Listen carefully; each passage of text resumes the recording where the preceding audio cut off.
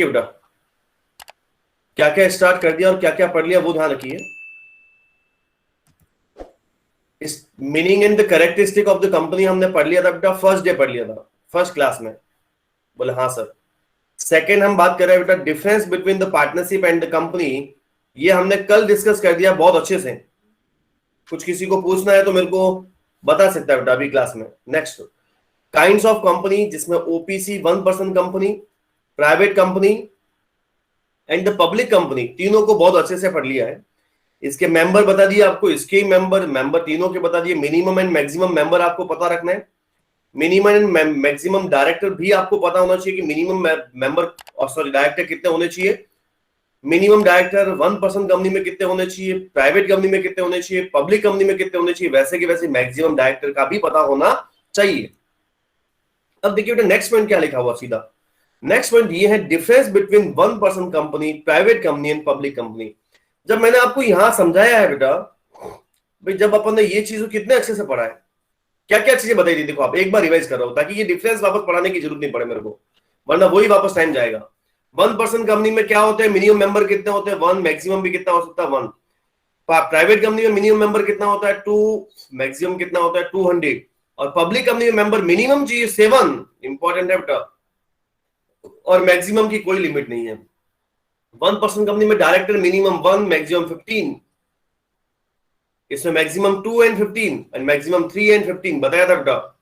फिर मैंने बताया था बेटा 1% कंपनी पीछे ओपीसी लिख सकती है। 1% कंपनी जो होगी वो पीछे किस वर्ड का यूज करेगी बेटा, ओपीसी। लेकिन ये भी प्राइवेट कंपनी ही होती है। 1% कंपनी भी कौन सी कंपनी होती है, प्राइवेट कंपनी होती है। और जो ये प्राइवेट कंपनी है वो अपने पीछे वर्ड के पीछे यूज करती है बेटा प्राइवेट लिमिटेड। ये है ओपीसी, ये है प्राइवेट लिमिटेड, और ये है केवल लिमिटेड। ये भी वर्ड मैंने बता दिया था। फिर क्या बताया था आपको कि 1% कंपनी जो होती है या प्राइवेट कंपनी होती है, दोनों ही प्राइवेट कंपनी होती है। दोनों प्राइवेट कंपनी हमारे शेयर को पब्लिक में इश्यू नहीं कर सकते हैं। और इसमें भी लिखा हुआ कि पब्लिक कंपनी भी अपने शेयर को, पब्लिक कंपनी जो होती है वो अपने शेयर पब्लिक में इश्यू कर सकते हैं। ये ध्यान रखना, ये पब्लिक में इश्यू नहीं कर सकते तो ये पब्लिक में इश्यू कर सकते हैं। ध्यान एक और रखना था कि प्राइवेट कंपनी के जो मेंबर्स होते हैं वो अपने शेयर को ट्रांसफर नहीं कर सकते हैं, और पब्लिक कंपनी के जो मेंबर होते हैं वो अपने शेयर को ट्रांसफर कर सकते हैं। तो उसके बाद में जो नेक्स्ट टॉपिक जो है बेटा वो यही है। अब इसको पढ़ेंगे तो भी वही बात है। क्या टॉपिक है सर, ये वाला difference between 1% private company and public company, तीनों के बीच में डिफरेंस बताएगा। देखिए तो सर तीनों के बीच में डिफरेंस बताएगा। आप डायरेक्ट आप ही बता देते हो तो कितना बढ़िया रहेगा। तो मैं भी कोशिश वही करता हूँ कि डायरेक्ट ही बताता हूँ। देखो आपको डायरेक्ट मैंने बता दिया है। और अगर आप चाहे एक थोड़ा ये भी ध्यान रखना, बीच में ये 2-3 पॉइंट लिखे हुए हैं कि जो कोई भी कंपनी होती है बेटा वो ऐसे हो सकती है, 3 टाइप की हो सकती है। लिमिटेड लायबिलिटीज कंपनी हो सकती है, अनलिमिटेड लायबिलिटीज कंपनी हो सकती है, कंपनी लिमिटेड बाय गारंटी भी हो सकती है। तो लिमिटेड लायबिलिटी से मैंने बता दिया बेटा कि क्या होती है, उसका मतलब मैंने बता ही रखा आपको कि उसकी मेंबर की जो लायबिलिटीज होगी वो एक अमाउंट तक क्या होगी, लिमिटेड होगी। और वो कौन सा अमाउंट तक, जितना उसका शेयर का जो उसकी वैल्यू है वहां तक, अनपेड ऑन द शेयर। जैसे मान लीजिए शेयर 10 रुपए का है और उस बंदे ने 8 रुपीज कंपनी को दे रखा है, तो वो और लायबल कितने रुपए से, 2 रुपीज से, और उसकी लायबिलिटी से 10 रुपीज इसकी फेस वैल्यू है और 8 रुपीज वो ऑलरेडी क्या कर चुका, पे कर चुका है। तो 2 रुपीज की इसकी क्या है, लायबिलिटीज है। मतलब ये लायबिलिटीज लिमिटेड है बेटा। भाई उसको बोला कि आपकी 10 रुपीज की लायबिलिटीज बनी, उसमें बोलेगा कि 8 तो मैंने क्या कर दिया, पे कर दिया, और रिमेनिंग कितना बचा 2 रुपीज। तो जितनी उसके शेयर की वैल्यू होती है बेटा उतने से ही वो शेयर होल्डर या फिर जो मेंबर होता है वो लायबल होता है। तो लिखा हुआ लिमिटेड लायबिलिटी से बताया बेटा, company having a liabilities of its member is limited by the memorandum of the amount any unpaid on the share respectively held by the terms of company limited by share. उसके बाद में लिखा हुआ बेटा unlimited liabilities में बता दिया कि इसमें कोई लायबिलिटीज लिमिटेड होती ही नहीं है। मेंबर की लायबिलिटीज क्या होती है बेटा, अनलिमिटेड होती है। और एक बताया लिमिटेड बाय गारंटी, इसमें गारंटी अमाउंट तक जो भी होता है वहां तक वो लायबल रहता है। देखो it is the company having a liabilities of the member is limited the amount of such amount as the member may respective undertake to the contribute the assets of the company in the event of the if it being wound up. मतलब अगर कोई company बंद होती है तो उसमें उसकी जो असेट्स होती है उसकी गारंटी होती है, तो वो यहां तक लिमिटेड रहता है बेटा। ये 3 पॉइंट है, कभी काम में तो आए तो नहीं है, लेकिन फिर भी आप ध्यान रखिएगा बेटा। लिमिटेड बाय, सॉरी सबसे पहले है लिमिटेड लायबिलिटीज, उसके बाद में अनलिमिटेड लायबिलिटीज और लिमिटेड बाय गारंटी, ये 3 पॉइंट है। उसके बाद में हमारा वही टॉपिक जो हमें पढ़ना था, जो वहां पर हमारा नोट था वो ये नहीं था, लिमिटेड लायबिलिटीज वगैरह कहीं लिखा हुआ नहीं था। पॉइंट ये था बेटा कि difference between OPC, 1% company, private company और पब्लिक कंपनी, ये तीनों में डिफरेंस है। अब क्या पढ़ाऊं मैं आपको, जब मैं पढ़ा चुका हूं तो वापस से पढ़ाने में देखिए समय आपका भी खराब होगा। मेंबर बताइए, 1% कंपनी में मेंबर कितना, 1, इसमें कितना, 2 एंड 200। पता चल रहा है कि दिख तो रहा है कि आप लोगों को यार 1 है और मैक्सिमम भी 1 है, मिनिमम भी 1 और मैक्सिमम भी 1। इसमें मिनिमम 2 और 200 और इसमें 7 और नो लिमिट। कल बताया बेटा, अभी क्या बताऊं मैं, ये डिफरेंस है इसका पहला। अब बताइए कि क्या ये 1% कंपनी शेयर ट्रांसफर का, ये तो एप्लीकेबल ही नहीं है बेटा। उसके बाद में 1% होता तो ट्रांसफर होगा क्या, एप्लीकेबल है क्या बेटा? अरे इसका मेंबर ही 1 है तो वो किसको ट्रांसफर करेगा, बोलो ना आप यार। तो इसके लिए वर्ड क्या यूज किया मैंने, नॉट एप्लीकेबल। नॉट एप्लीकेबल का मतलब होता है बेटा कि जो ये जो मेंबर होता है, जिसका एक ही मेंबर होगा, उसी के पास शेयर होगा, तो वो ट्रांसफर करेगा किसके पास में, ऐसा। तो प्राइवेट कंपनी में एप्लीकेबल नहीं है बेटा। मैंने बता रखा है कि article of association restricts the transfer of share. Private company अपने शेयर को ट्रांसफर नहीं कर सकती। तो आपने क्या बताया था, अरे मैंने यही तो बताया था देवता, मैंने ये बताया था कि जो प्राइवेट कंपनी जो होती है, प्राइवेट कंपनी जो होती है वो अपने शेयर ट्रांसफर नहीं कर सकती है, और ये पब्लिक कंपनी होती है ये अपने शेयर ट्रांसफर कर सकती है। ये अपने शेयर को ट्रांसफर नहीं कर सकती, ये हम कल भी डिस्कस कर चुके थे। बोले हाँ सर बराबर। तो इसका मतलब यही सब चीजें इसमें लिखी हुई है। पहली चीज मैंने बता दी आपको नंबर ऑफ मेंबर के बारे में। सेकंड चीज बता दी मैंने आपको कि शेयर ऑफ ट्रांसफर, क्या शेयर ट्रांसफर होगी क्या? बोले सर शेयर तो ट्रांसफर नहीं होगे, किसी भी हालत में नहीं होगे, बता रखा था। बोले यस सर। तो अभी सर क्या है, अभी देखिए बेटा, अभी हमारा जो पॉइंट है, थर्ड पॉइंट, वो देखते हैं। थर्ड पॉइंट क्या कह रहा है, डिफरेंस सारे हम पढ़ चुके हैं, ऐसा एक भी नहीं है जो आपको नहीं आता होगा। अब ये वर्ड क्या होता है बेटा, प्रोस्पेक्टस। मैंने बताया ना बेटा, एडवर्टाइजमेंट करनी होती है तो वो प्रोस्पेक्टस इश्यू करेगी कि भाई प्रोस्पेक्टस में सारी डिटेल आ जाती है कि भाई जो कंपनी शेयर इश्यू कर रही है, तो वो शेयर इश्यू कर रही है तो उसकी डिटेल तो चाहिए कि भाई शेयर की फेस वैल्यू कितनी है, क्या प्रीमियम पे इश्यू हो रहा है। ये क्या होता है प्रीमियम, आपको पता नहीं, आप चिंता नहीं करें, मैं अभी आपको बताऊंगा। तो वो क्या प्रीमियम पे इश्यू कर रही है या नहीं कर रही है, ये सब चीजें तो वो कहां लिखी आती है बेटा, प्रोस्पेक्टस में इश्यू लिखी आती है। तो सर प्रोस्पेक्टस में लिखी तो आती है, लेकिन क्या 1% कंपनी प्रोस्पेक्टस इश्यू कर सकती है क्या? अरे वो तो शेयर ही इश्यू नहीं करती, उसमें तो एक ही मेंबर होता है, तो उसके बात ही खत्म होगी। तो ये इसके ऊपर एप्लीकेबल नहीं है। लेकिन प्राइवेट में, प्राइवेट कंपनी शेयर इश्यू करती है लेकिन प्राइवेट मेंबर को करती है, पब्लिक में नहीं कर सकती है। तो प्राइवेट में करती है तो उसके लिए भी प्रोस्पेक्टस इश्यू नहीं कर सकती है, क्योंकि वो पब्लिक में नहीं करती है। वो उसके जो भी प्राइवेट मेंबर होते हैं, उसके घर वाले होते हैं, वही परचेस करते हैं सारे। और पब्लिक कंपनी होती है वो प्रोस्पेक्टस क्या कर सकती है, इश्यू कर सकती है। तो इसमें 3 चीजें लिखी मैंने, इसमें नॉट एप्लीकेबल, इसमें नॉट टू बी इश्यू, और इसमें कंपनी क्या कर सकती है, प्रोस्पेक्टस मस्ट बी इश्यू। कोई दिक्कत? सब्सक्रिप्शन ऑफ शेयर, अब ये पब्लिक को ऑफर ही नहीं करेंगे तो क्या सब्सक्राइब करेंगे? Share can not be offer to the public और share can be offer to the public. ये तो ऑफर करते ही नहीं है, ये भी नहीं करते हैं, और ये जरूर कर सकते हैं पब्लिक में ऑफर। अब ये बोल रहा है बेटा कि special article of association, AOA बोलते हैं इसको, शॉर्ट में क्या बोलते हैं बेटा, AOA, article of association. Special article of association are necessary, यहां पर special article of association are necessary, और यहां पर ऐसा कोई नेसेसरी नहीं है। अगर table F is given of the company act 2013 may be adopted, ये बोल रहा है कि कंपनी एक्ट में एक टेबल एफ है, बताऊंगा अभी टेबल एफ क्या होती है, वो एडॉप्ट कर सकती है किसके अल्टरनेट में, अगर ये स्पेशल आर्टिकल ऑफ एसोसिएशन नहीं हो तो। बोले ठीक है सर। अब नंबर ऑफ डायरेक्टर बता रखा है 1 2 3, minimum 1, minimum 2, minimum 3, maximum 15 15 and 15। कल बताया था कि नहीं बताया था बेटा? बोले यस सर। ये सब चीजें हम पढ़ चुके हैं बेटा, तो ध्यान रखिएगा, इनको वापस से ज्यादा पढ़ने की जरूरत नहीं है। ये क्या वर्ड यूज करेगी बेटा, ओपीसी यूज करेगी। ये क्या वर्ड यूज करेगी, प्राइवेट लिमिटेड। ये क्या करेगी, केवल लिमिटेड। ये बीच में क्यों नहीं बताया सर? बेटा ये मैंने बार बार बताया कि प्राइवेट कंपनी कभी भी शेयर को पब्लिक में अलॉट नहीं कर सकती है।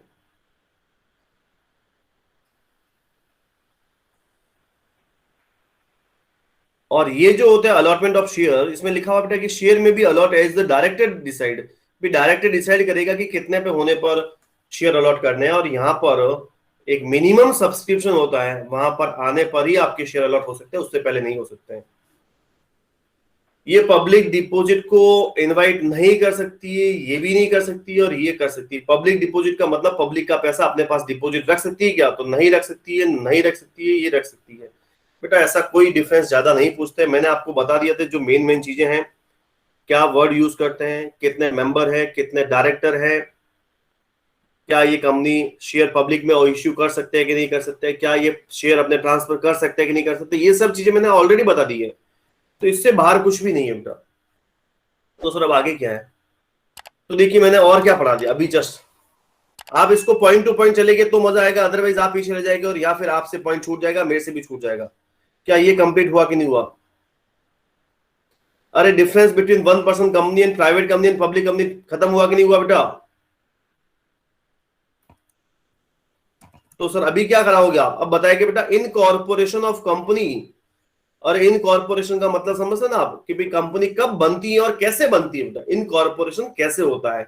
एग्जाम में नहीं पूछा जाता है, लेकिन क्या पूछा जाता है बता देता हूं मैं आपको, कि कंपनी का जो इनकॉर्पोरेशन होता है, यहां पर लिखा हुआ होगा बेटा, ये वाला इनकॉर्पोरेशन ऑफ कंपनी जो होता है वो कैसे होता है बेटा, इसका स्टेप पूछा जाता है कभी कभार।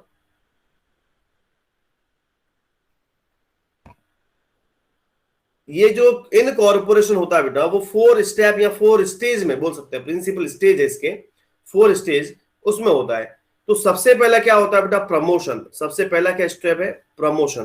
बोले क्या होता है सर प्रमोशन? देखिए अगर आप बताइए कि जैसे मान लीजिए अपनी क्लास में अगर किसी बच्चे को कंपनी ओपन करनी, मान लीजिए आज नहीं 5 साल के बाद में अगर किसी बंदे को कंपनी ओपन करनी होगी, तो उसके दिमाग में पहले आइडिया तो आएगा कि नहीं आएगा? सबसे पहले दिमाग में आइडिया आता है बेटा, और उसके दिमाग में मान लीजिए कि ये आइडिया आया कि मेरे को एक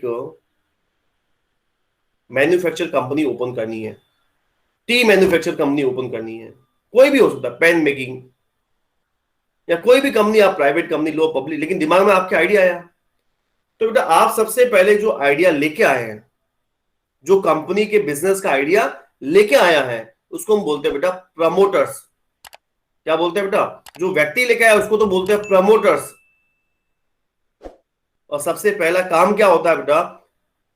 प्रमोशन ही होता है। ये हमारी कंपनी के इनकॉर्पोरेशन का फर्स्ट स्टेज है, दिमाग में सेट कर दीजिए बेटा, first stage of the incorporation of company is promotion.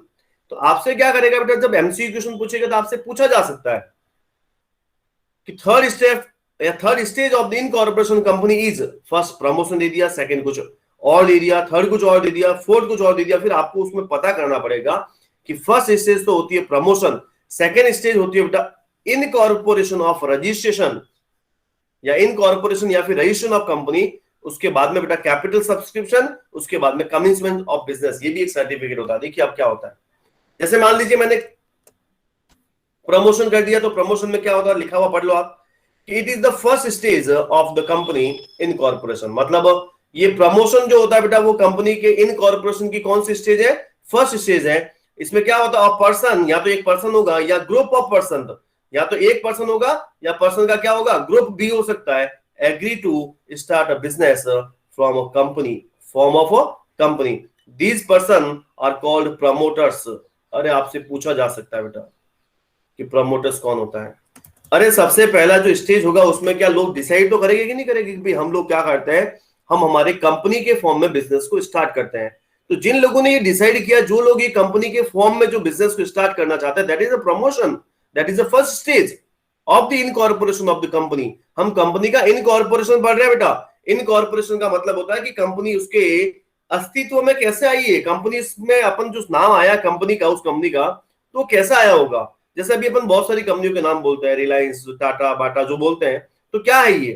तो पहले इन्होंने क्या किया होगा, किसी ने आपने डिसाइड किया होगा कि हम लोग मिलके क्या करते हैं, कंपनी शुरू करते हैं। तो वो प्रमोटर्स थे, वो लोग क्या थे बेटा, प्रमोटर्स, और वो कंपनी को प्रमोट भी करते, बाद में भी हेल्प करते कंपनी की, तो प्रमोटर्स थे। देखो कंपनी में पैसा लगाने वाला अलग है, दैट इज शेयर होल्डर। सुन लीजिएगा, कंपनी में पैसा लगाने वाले लोग अलग होते हैं। और कंपनी में आइडिया लेने वाले लोग अलग होते हैं, ये ध्यान रखिएगा। चलिए ठीक है सर, तो कहने का मतलब ये समझ गए कि जो प्रमोशन है वो कंपनी का फर्स्ट स्टेज है। इन कॉर्पोरेशन, अगर किसी कंपनी को, आपको भी कंपनी इन कॉर्पोरेशन करनी होगी तो मैं आपको स्टेप तो बताऊं क्या नहीं बताऊं कम से कम? अरे आपको मैं पढ़ा के खत्म तो कर दूंगा, लेकिन अगर कभी आपसे पूछा जाए कि अगर आपको कंपनी का क्या करवाना है, इन कॉर्पोरेशन करवाना है, कंपनी बनानी है, तो क्या करोगे आप? सबसे पहले डिसाइड करोगे कि हमें क्या बिजनेस स्टार्ट करना है और वो किस फॉर्म में करना है। किस फॉर्म में मतलब, अगर आप पार्टनरशिप फॉर्म में करते हो तो वो कंपनी का पार्ट नहीं है, सिंगल ओनर के रूप में करते हो तो वो भी कंपनी का रूप फॉर्मेट नहीं है। तो हम अगर कंपनी के फॉर्म में करते हैं, दैट इज प्रमोशन। ठीक है सर। तो सर उसके आगे क्या है बेटा? अगर उसका अपने दिमाग में अगर आइडिया आ गया है और हम बिजनेस को स्टार्ट करना चाहते हैं, तो फर्स्ट स्टेज के बाद में सेकंड स्टेज आएगा, रजिस्ट्रेशन तो करवाना पड़ेगा। अरे रजिस्ट्रेशन कराना पड़ेगा कि नहीं कराना पड़ेगा बेटा? और रजिस्ट्रेशन कराते ही हम बिजनेस स्टार्ट नहीं कर सकते। सुन लीजिएगा, ये भी ध्यान रखना कि रजिस्ट्रेशन हो गया आप करो बिजनेस, ऐसा नहीं होता बेटा, उसमें भी टाइम लगता है। देखिए आप, सर रजिस्ट्रेशन कैसे करवाया जाता है मैं आपको पढ़ के बताता हूँ, सारा पता चल जाएगा, पूरा का पूरा चीज पता चल जाएगी। ये कह रहा है कि company is incorporated following the procedure prescribe in the company act 2013। ये बोल रहा है कि कंपनी कैसे इनकॉर्पोरेट होती है, वो पूरा का पूरा प्रोसीजर कहां लिखा हुआ बेटा? कंपनी एक्ट 2013 के अंदर प्रिस्क्राइब कर रखा है।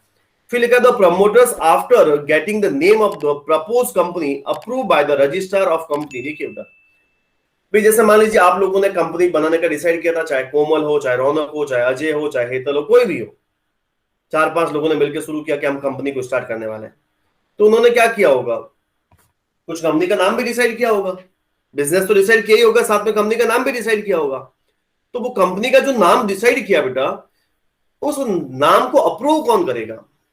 अब अप्रूव तभी करेगा जब आपके सारे ही जो कंपनी एक्ट 2013 के अंदर जो प्रिस्क्राइब रूल्स वगैरह जो भी होते हैं, वो अगर आप आरओसी अगर सेटिस्फाई होती है तो ही वो अप्रूवल देता है, अदरवाइज नहीं। आरओसी कौन होता है सर? आरओसी का मतलब होता है रजिस्ट्रार ऑफ कंपनी। आरओसी का मतलब क्या होता है बेटा? Registrar of company. ये लिखा हुआ बेटा, ये रजिस्ट्रार ऑफ कंपनी, इसको हम शॉर्ट में बोल सकते हैं आरओसी। आरओसी क्या करता है बेटा? अप्रूव करता है। आरओसी ने अगर अप्रूव कर दिया, the promoters after getting the name of the propose company approve from the register of company. आई बात सुनिए क्या? और वो कैसे करता है? तो करना क्या करना पड़ता है बेटा? एक तो आपको सबमिट करना पड़ता है मेमोरेंडम ऑफ एसोसिएशन, जिसको मेमोरेंडम ऑफ एसोसिएशन बहुत इंपॉर्टेंट है बेटा। चार्टर डॉक्यूमेंट होता है, ऐसा आपसे पूछा जाए कि कंपनी का मेन डॉक्यूमेंट कौन सा है, तो एम से मेन याद रखना। ये मेमोरेंडम जो होता है, देखो दो है, देखो आपको दिखा रहा हूं, एक तो है MOA, memorandum of association, MOA, और एक है बेटा ये एमओए,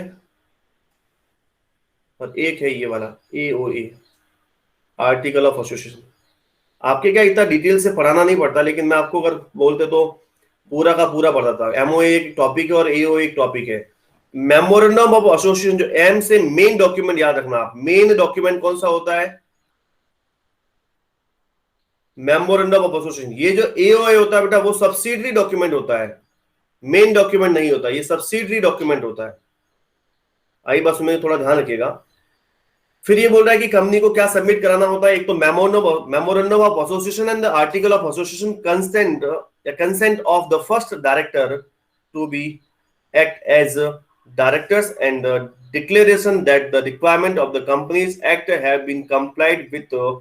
ये बोल रहा है बेटा कि सारा का सारा काम आपको रजिस्ट्रेशन के अंदर कंपनी सॉरी आपको करना पड़ता है, और उसके बाद में अगर क्या होता है, रजिस्ट्रार ऑफ कंपनी अगर सेटिस्फाई होता है, देख क्या लिखा है, the registrar of the company thereafter issue the certificate of incorporation. देखो बेटा, एक चीज ये पूछी गई है एग्जाम में, थोड़ा मैं आपको एक नई स्लाइड में बताता हूँ, ये एग्जाम में पूछी गई है इसलिए मैं आपको बता रहा हूँ, एमसीक्यू की वजह से बता रहा हूँ, अदरवाइज नहीं बताता। पहला क्या पॉइंट पढ़ा आपने? बोले सब प्रमोशन पढ़ा, अभी तो आपने पढ़ा यार, बिल्कुल पहला हमने पढ़ा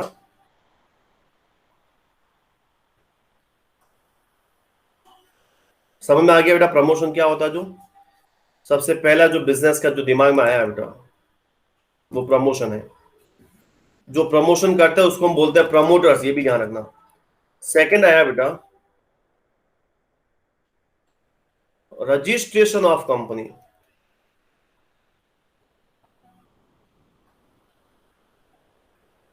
तो जो रजिस्ट्रेशन ऑफ कंपनी होता है बेटा, इसके जस्ट बाद में जैसे ही कंपनी के सारी अगर सिचुएशन क्या हो जाती है, या सारी जो कंडीशन जो कंपनी एक्ट में लिखी हुई थी अगर वो सारी फुलफिल होती हैं, तो आरओसी क्या करता है, रजिस्ट्रेशन करने के बाद में ROC gives certificate of incorporation. तो बोले सर ये आपने यहां पर क्यों लिखा, ये तो यहां पर भी लिखा हुआ था। अरे हाँ बेटा यहां पर भी लिखा हुआ था, मैं नहीं कह रहा हूं कि यहां लिखा हुआ नहीं था, लेकिन ये क्या जरूरत है इसकी यहां पर लिखने की, वो मैं बताता हूं अभी।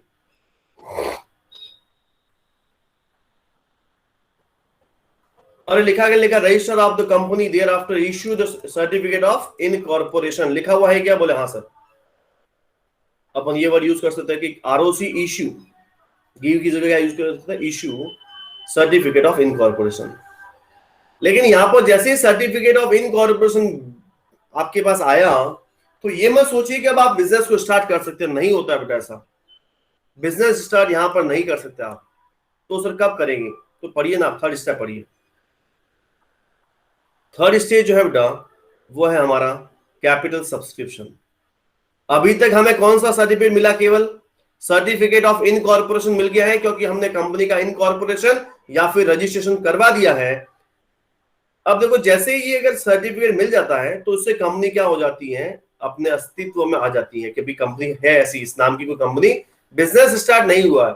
जैसे ही ये सब कंपनी एक्ट की जो रिक्वायरमेंट होती है वो कंप्लीट होती है, आरओसी सेटिस्फाई होती है, तो कंपनी को क्या मिल जाता है, सर्टिफिकेट ऑफ इनकॉर्पोरेशन मिल जाता है, और उसके बाद में कंपनी क्या आ जाती है, एग्जिस्टेंस में आ जाती है। बोले ठीक है सर। उसके बाद में देखिए बेटा, उसके बाद में लिखा हुआ है बेटा कि कंपनी का जो कैपिटल सब्सक्रिप्शन होता है वो भी होना बहुत जरूरी है। अब आपको पता है कि कैपिटल सब्सक्रिप्शन कैसे होगा, बता रखा आपको कैपिटल सब्सक्रिप्शन कैसे होगा कि पब्लिक में क्या करो आप, प्रोस्पेक्टस इश्यू करो। मैं पब्लिक कंपनी की बात बता रहा हूं, मैं प्राइवेट कंपनी की बात नहीं बता रहा हूं, मैं पब्लिक कंपनी की बात बता रहा हूं कि आपने क्या कैपिटल सब्सक्रिप्शन कैसे होगा। तो कैपिटल सब्सक्रिप्शन के लिए आपको क्या इश्यू करना पड़ेगा, प्रोस्पेक्टस इश्यू करना पड़ेगा। तो जो प्रोस्पेक्टस इश्यू होता है बेटा वो पब्लिक में होता है, जिससे सभी लोगों को पता चल जाता है कि इस कंपनी ने शेयर इश्यू करने वाली है, और ये कंपनी जब शेयर इश्यू करेगी तो शेयर की फेस वैल्यू इतनी है, और इतने में वो कर रही है शेयर इश्यू, और क्या हमें वो परचेज करना है कि नहीं करना है, पूरी डिटेल, जिस शेयर के रिलेटेड जितनी भी जो डिटेल होती है वो इसमें लिखी होती है बेटा, प्रोस्पेक्टस में लिखी होती है। तो इसको बोलते हैं बेटा a public company issue document called the prospectus. मैंने बताया बेटा कौन सी कंपनी कर सकती है, केवल पब्लिक कंपनी, प्राइवेट कंपनी कभी भी पब्लिक में शेयर इश्यू ही नहीं कर सकती है।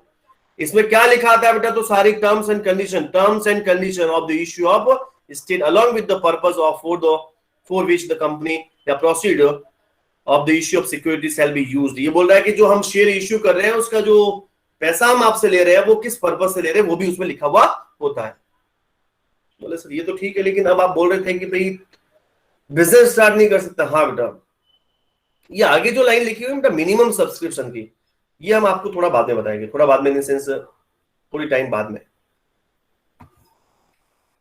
तो अब हमने क्या कराया, थर्ड काम क्या कराया बेटा, फर्स्ट काम हो गया इन प्रमोशन का हो गया, सेकंड काम किसका हो गया, रजिस्ट्रेशन ऑफ कंपनी का हो गया। फिर थर्ड काम होता है बेटा आपका कैपिटल सब्सक्रिप्शन। क्या होता है, ये पॉइंट टू पॉइंट चलेंगे तो ही काम चलेगा, अदरवाइज इतना पढ़ा हुआ कोई मतलब नहीं है। आप कैपिटल जैसे सब्सक्रिप्शन कर लेते हैं, कैपिटल सब्सक्रिप्शन का तरीका ही मैंने बता दिया है। कैपिटल सब्सक्रिप्शन क्या होता है, कैपिटल सब्सक्रिप्शन का मतलब होता है कि भी आपको कैपिटल के लिए तो कोशिश करनी पड़ेगी, और पब्लिक कंपनी इसके लिए क्या करती है, पब्लिक कंपनी जो होती है वो पब्लिक कंपनी क्या करती है, प्रोस्पेक्टस इश्यू करती है।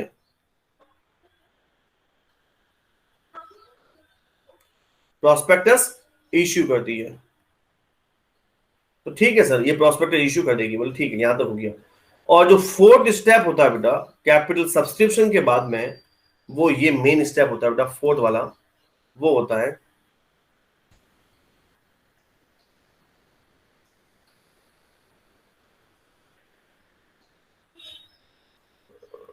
कमिंसमेंट ऑफ बिजनेस, ये वाला, ये जो फोर्थ स्टेज है बेटा, ये फोर्थ और लास्ट स्टेज है बेटा, कमिंसमेंट ऑफ बिजनेस। तो कमिंसमेंट ऑफ बिजनेस जो होता है बेटा, तो कमिंसमेंट ऑफ बिजनेस होने के बाद में हम बिजनेस को क्या कर सकते हैं, स्टार्ट कर सकते हैं। तो लास्ट स्टेज जो होता है वो क्या होता है, कमिंसमेंट ऑफ बिजनेस। इसका भी सर्टिफिकेट मिलता है बेटा, कि भी जैसे ही मेरे को ये सर्टिफिकेट मिला, जैसे ही मेरे को क्या मिला बेटा, ये सर्टिफिकेट मिला, ये फर्स्ट स्टेज है, फिर सेकंड, ये थर्ड, और ये फोर्थ। ये 4 स्टेज है बेटा। ये जैसे ही पूरी हो जाती है, इसके बाद में आप कंपनी का बिजनेस शुरू कर सकते हैं। अब ये रजिस्ट्रेशन में ज्यादा समय लगता है बेटा, ध्यान ये रखिए, रजिस्ट्रेशन में थोड़ा ज्यादा फॉर्मेलिटी होती है। पूरा का पूरा कंपनी एक्ट में जो लिखा होता है, जो रूल्स प्रिस्क्राइब है, उसको आपको फॉलो करना पड़ता है। मिलता है बेटा सर्टिफिकेट ऑफ इनकॉर्पोरेशन मिलता है, और उसके बाद में यहां पर आपको क्या मिलता है, तो यहां मिलता है सर्टिफिकेट ऑफ, यहां पर एक सर्टिफिकेट मिलता है बेटा,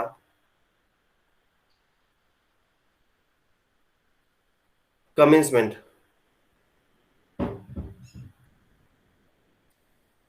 तो आप ध्यान रखना बेटा कि आपको सर्टिफिकेट ऑफ कमिंसमेंट जो मिलता है, तो वो सर्टिफिकेट ऑफ कमिंसमेंट मिलता है, वो आपको सेकंड स्टेज पे नहीं मिलता है बेटा, फोर्थ स्टेज पे मिलता है। ये थोड़ा ध्यान रखिएगा। ऐसे ऐसे छोटे छोटे पॉइंट है बेटा, ये अभी बताने की जरूरत पड़ती थी, पहले हमें इतनी जरूरत नहीं पड़ती थी। क्यों सर? पहले एमसीक्यू नहीं बनते थे बेटा, अभी एमसीक्यू बनेंगे, तो अपन को छोटी छोटी बातें भी ध्यान रखनी पड़ेगी। बोले ठीक है सर। तो आज मैंने और क्या पढ़ाया आपको, ये चारों चीजें पढ़ा दी।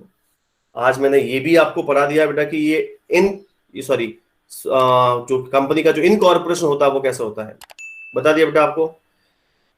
तो बोले ठीक है सर, ये तो हो जाएगा हमसे।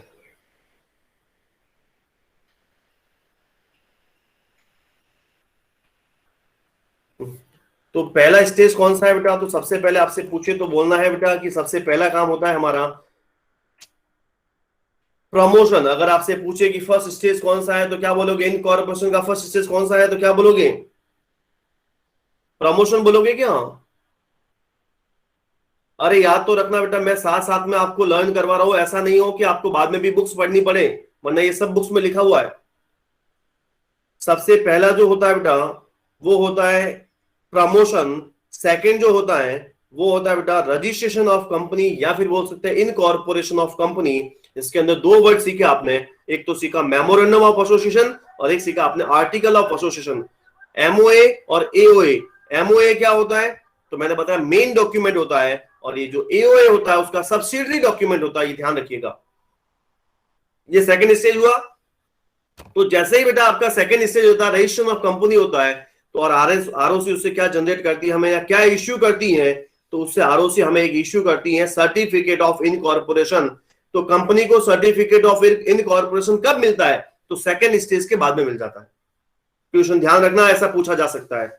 और सर्टिफिकेट ऑफ कमिंसमेंट ऑफ बिजनेस कब मिलता है, तो आफ्टर फोर्थ स्टेज। ये आप अगर नोट कर लेना बेटा, थर्ड स्टेज क्या होता है, capital subscription, and fourth stage क्या होता है, कमिंसमेंट ऑफ बिजनेस। इस तरह से आपका इनकॉर्पोरेशन पूरा हो गया है। बोले ठीक है सर। तो मैंने आपको ये भी चीज पढ़ा दी है, जो रहे वो बता देना आप बेटा, ये खत्म होगी। अब बेटा दोनों चीजें साथ साथ में पढ़ेंगे, ये वाली दोनों। अब क्या होता है शेयर कैपिटल, और क्या होता है शेयर। अब इन दोनों को अपन पढ़ेंगे अपनी लैंग्वेज में, बुक्स में बाद में देखेंगे। सब अपन बुक्स में पढ़ेंगे तो कोई मतलब नहीं है बेटा। बुक्स में आप आराम से पढ़ सकते हैं, मैं मेरी लैंग्वेज में पढ़ा दूंगा, आपको कोई समस्या नहीं आएगी। क्या होता है सर, शेयर क्या होता है और शेयर कैपिटल क्या होता है, थोड़ा सा अलग लग सकता है आपको, लेकिन मेरे हिसाब से कुछ समस्या नहीं होगी। मेरे हिसाब से अभी तक आपने 3 टाइप के बिजनेस पढ़े, कंपनी नहीं, कंपनी भी 3 टाइप्स की पढ़ी है, ओपीसी, प्राइवेट, पब्लिक, वो सब पढ़ लिया आपने। मैंने जो बिजनेस के जो फॉर्म देखे, वो फॉर्म ऑफ बिजनेस में सबसे पहला होता है एक बंदा, होता है क्या, इसको हम बोलते हैं बेटा सोल प्रोप्राइटरशिप। एक ही बंदा होता है। ये आपने फॉर्म 11 में देखा था। सेकंड में आपने देखा जिसमें थोड़ी सी पार्टनरशिप होगी थी। अब मैंने 2 मिनिमम लिए बेटा, ऐसा मत सोचना कि 2 ही होते हैं, 50 तक हो सकता है, ये है पार्टनरशिप। तो सबसे पहले कंपनी की रिक्वायरमेंट, ये जब 2 बिजनेस चल रहे थे तो इतनी फॉर्मेलिटी करने की क्या जरूरत है, इसमें तो डायरेक्ट स्टार्ट कर सकते हैं। उसमें 4 स्टेज होते हैं बेटा, वो चारों stage, promotion, registration, capital subscription and the commencement of business, ये 4 स्टेज पूरा करोगे बेटा तब आपकी कंपनी शुरू होगी, अदरवाइज नहीं होगी। तो इतनी फॉर्मेलिटी करने की कहां जरूरत पड़ी अपन को, इन दोनों में नहीं चल सकता था क्या बेटा? इनको क्या होता है कि कैपिटल जो चाहिए वो लिमिटेड चाहिए थी, बिल्कुल कम चाहिए थी। इनको जो कैपिटल चाहिए वो थोड़ी मीडियम चाहिए, मतलब ना कम बोल सकते हैं ना ज्यादा बोल सकते हैं। लेकिन जो कभी कभार क्या होता है, ऐसा बिजनेस होता है बेटा जिसमें हमें कैपिटल की रिक्वायरमेंट जो होती है वो बहुत करोड़ों रुपए, अरबों रुपए में होती है। तो बेटा ना तो एक व्यक्ति करोड़ों या अरबों रुपए लेके आ सकता है, ना 2 व्यक्ति या 50 व्यक्ति लेके आ सकते हैं। जब हमें बहुत ज्यादा लोगों से पैसों की रिक्वायरमेंट होती है, मतलब ज्यादा लोगों से मतलब ये बोल सकते हैं कि बहुत ज्यादा कैपिटल की रिक्वायरमेंट होती है, बहुत ही ज्यादा कैपिटल की रिक्वायरमेंट होती है, तो हमने कंपनी का बिजनेस नया शुरू किया। बोले बराबर सर, तो ये सारे लोग मिलके भी तो क्या स्टार्ट करते हैं, तो कंपनी स्टार्ट करते हैं। तो जो कंपनी आई बेटा, तो इसमें कैपिटल क्या चाहिए बेटा, कम चाहिए, कम मतलब बिल्कुल कम चाहिए, इसमें थोड़ी और कम चाहिए या मीडियम चाहिए, और यहां पर जो कैपिटल होती है बेटा वो थोड़ा लार्ज अमाउंट चाहिए, बड़ी अमाउंट में चाहिए। तो इसके फॉर्म में आया, कंपनी का फॉर्म आया तभी तो आया, वरना तो फिर पार्टनरशिप और जो सोल प्रॉपर्टी वो बढ़िया ही चल रहा था, कहां दिक्कत थी? बोले बिल्कुल सही है सर, तो फिर ये फॉर्म आया होगा। फिर क्या हुआ देखिए, इसमें जो अगर कोई ऑनर है, जैसे ये ऑनर, और इसने पैसा लगाया किसके अंदर, बिजनेस में,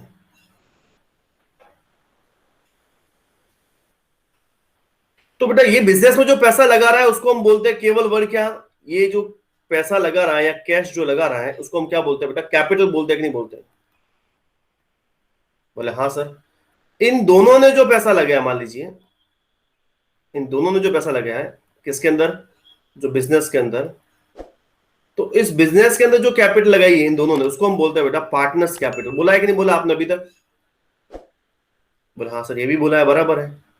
लेकिन ये सारे लोग, बहुत सारे लोग मिलके जो फॉर्म के अंदर या कंपनी के अंदर, सॉरी, ये कंपनी के अंदर जो पैसा लगाएंगे, ये कंपनी है और ये इसकी मान लीजिए टोटल कैपिटल है। तो बेटा कैपिटल तो पूरी तो इतनी है, लेकिन इसके अंदर छोटे छोटे टुकड़ों में लगी हुई है, थोड़ा इसने लगाया, थोड़ा इसने लगाया, थोड़ा इसने लगाया, ऐसा लगाया हुआ है।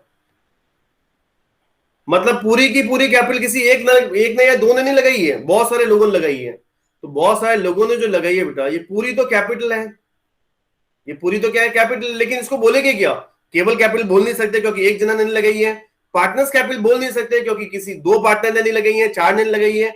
ये बहुत सारे लोगों का शेयर है बेटा, ये कैपिटल किन के लोगों से मिलकर बनी है, तो बहुत सारे लोगों से मिलकर बनी है, इसके लिए इसमें बहुत सारे लोगों का शेयर है, इसलिए इसको बोलते हैं बेटा शेयर कैपिटल। तो आपसे पूछे कि शेयर क्या होता है, कभी आपसे मान लीजिए सबसे पहला वर्ड पूछ ले कि शेयर क्या होता है, अरे शेयर क्या होता है, तो आप कभी मन हो जो मत बोलना, आप ऐसे बोलना कि जो शेयर होता है is a part of capital. भाई ये जो कैपिटल थी ये पूरी कैपिटल थी, अब इस पूरी कैपिटल में ये जो छोटा सा है ये क्या, इसका पार्ट है। अरे ये पार्ट है कि नहीं है, तो यही तो शेयर है, ये इसका शेयर, ये इसका शेयर, ये इसका शेयर, ऐसे, तो उसको हम बोलते हैं बेटा शेयर कैपिटल। तो शेयर क्या होता है बेटा, share is a part of capital, ये ध्यान रखना, share is a part of capital. और शेयर कैपिटल मैंने बता ही दिया बेटा शेयर कैपिटल क्या होती है। अब बात करते हैं बेटा शेयर का क्लासिफिकेशन। जो शेयर होते हैं बेटा मेजरली 2 टाइप के होते हैं, एक तो होता है इक्विटी शेयर और एक होता है बेटा प्रेफरेंस शेयर। नाम से ही पता चल रहा है कि ये प्रेफरेंस है, मतलब हर चीज में इनको पहले प्रेफरेंस मिलेगी और बाद में इनको। बोले ठीक है सर। इक्विटी शेयर में तो बेटा इसका फर्दर कोई क्लासिफिकेशन नहीं है, लेकिन प्रेफरेंस शेयर का अपनी बुक्स के अंदर क्लासिफिकेशन कर रखा है। प्रेफरेंस शेयर का जो क्लासिफिकेशन कर रखा है वो कैसे कर रखा देखिए आप। अगर मैं प्रेफरेंस शेयर का क्लासिफिकेशन आपको पढ़ाऊंगा तो वहां पर आपको हार्ड लगेगा, मैं यहीं पर बता देता हूं। सबसे पहले जो होता है बेटा वो होता है cumulative preference share.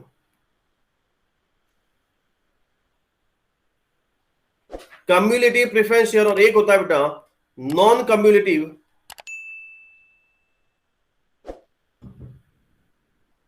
Preference share. Sir क्या होता है, मैं आपको केवल समझा रहा हूं बेटा, आपको पढ़ना आखिर उसमें से ही है। ये फर्स्ट, तो कम्युलेटिव और नॉन कम्युलेटिव क्या होता है? कम्युलेटिव का मतलब होता है कि मान लीजिए, एग्जांपल के थ्रू बता रहा हूं, कि मान लीजिए आपको डिविडेंड मिलना था, ये on the basis of dividend है, डिविडेंड डिस्ट्रीब्यूशन, डिविडेंड की बात बता रहा हूं कि आपको डिविडेंड मिलना था 2018 में, 2019 में और 2020 में। ये 2020 है। मान लीजिए आपको 18 में कंपनी को क्या हुआ? लॉस हुआ। 19 में भी कंपनी को क्या हुआ? लॉस हुआ। और 2020 में कंपनी को क्या हुआ? प्रॉफिट हुआ। तो 2018 में कंपनी ने डिविडेंड नहीं दिया, इसमें भी डिविडेंड नहीं दिया, अब कंपनी इसमें डिविडेंड दे रही है। अगर आपको 2020 में डिविडेंड मिल रहा है और आपको पहले अगर 18 वाला मिल रहा है और फिर आपको 19 वाला मिल रहा है, मतलब जो लास्ट ईयर में जो डिविडेंड नहीं मिला, जो डिविडेंड आपका पहले नहीं मिला था, उसका भी अगर आपको अभी मिल जाता है, उसको हम बोलते हैं बेटा कम्युलेटिव प्रेफरेंस शेयर। मतलब पिछले साल का जो डिविडेंड आपको नहीं मिला, वो जिस साल प्रॉफिट होता है उस साल अगर पिछले साल का डिविडेंड में भी आपका राइट होता है, तब तो बोलते हैं कम्युलेटिव। और यहां पर यह है कि भाई जैसे 2018 में कंपनी को लॉस हुआ और डिविडेंड नहीं मिला, डिविडेंड नहीं मिला, 2019 में भी कंपनी को लॉस हुआ और डिविडेंड नहीं मिला, तो 2020 के अंदर भले ही प्रॉफिट हो, लेकिन आप इसका डिविडेंड और इसका डिविडेंड ऐसे ही भूल जाओ, केवल डिविडेंड किसका मिलेगा? 2020 का मिलेगा। That is a non cumulative preference and cumulative preference share. ये दोनों मैंने बता दिया। सर पढ़ के बताओगे क्या आप? बता देता है बेटा, कहां है प्रेफरेंस शेयर का? बता देता हूं मैं आपको। शेयर कैपिटल बताई दिया बेटा आपको, शेयर बताई दिया है। ये बोल रहा है शेयर कैपिटल क्या होती है? Share capital means the amount of the company that receive towards the share capital from the issue of share. ठीक है सर, ये तो हो गया शेयर कैपिटल का। अब बात करते हैं बेटा कि क्लासिफिकेशन ऑफ शेयर। उसमें मैंने आपको बताया था कि शेयर जो होते हैं वो कितने टाइप के होते हैं। अब देखिए बेटा, क्लासेज ऑफ प्रेफरेंस शेयर, मैंने प्रेफरेंस शेयर का बताया सबसे पहले। और सबसे पहले जब प्रेफरेंस शेयर का बताया तो सबसे पहले मैंने बताया बेटा कम्युलेटिव और एक बताया नॉन कम्युलेटिव। ये किससे रिलेटेड है बेटा? विद रेफरेंस ऑफ डिविडेंड, ये डिविडेंड के रेफरेंस से है। तो cumulative preference share are those preference share, cumulative preference share are those preference share which carry right to receive arrear of dividend before dividend is paid to the equity shareholder। ये बोल रहा है बेटा कि आपका जो एरियर ऑफ डिविडेंड होता है, एरियर का मतलब वही आउटस्टैंडिंग जो आपको पिछले साल का नहीं मिला है वो आपको मिलेगा। इसमें साफ साफ एग्जांपल दे रखा है कि company has 10,000 7% preference share of 100 is, तो 10,000 प्रेफरेंस शेयर और 100 वाले हैं, तो 10,000 into 100 is equal to 10 lakh. और 10 लाख का 7% कितना होता है बेटा? तो वो होता है 70,000, सॉरी 7 लाख। 10 लाख का 70,000 और लिखा हुआ डिविडेंड है the year 31 March 2018 has not been paid. बोल रहा है कि बेटा 2017 और 18 में आपको पे नहीं किया है।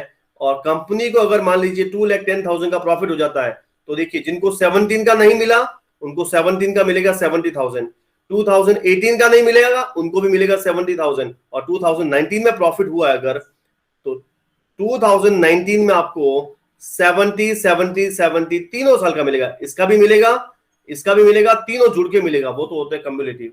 और अगर मान लीजिए केवल और केवल 70,000 ही मिलता है और केवल 70,000 ही मिलता है, तो वो होता है हमारा non cumulative preference share. Sir क्या मतलब हुआ? बता दिया मैंने कि भाई इस कम्युलेटिव का मतलब तो होता है कि जो आपका एरियर होता है, डिविडेंड का जो एरियर होता है, एरियर ऑफ डिविडेंड जो होता है उसमें उसका राइट होता है।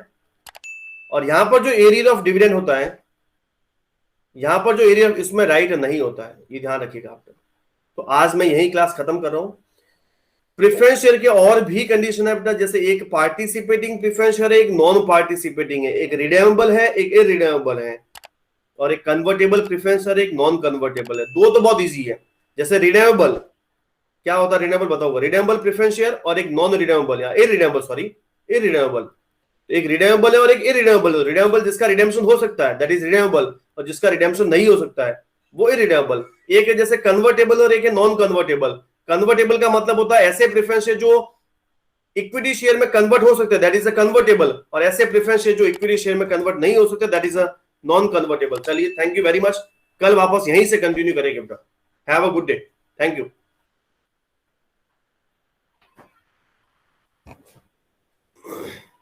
थैंक यू बेटा।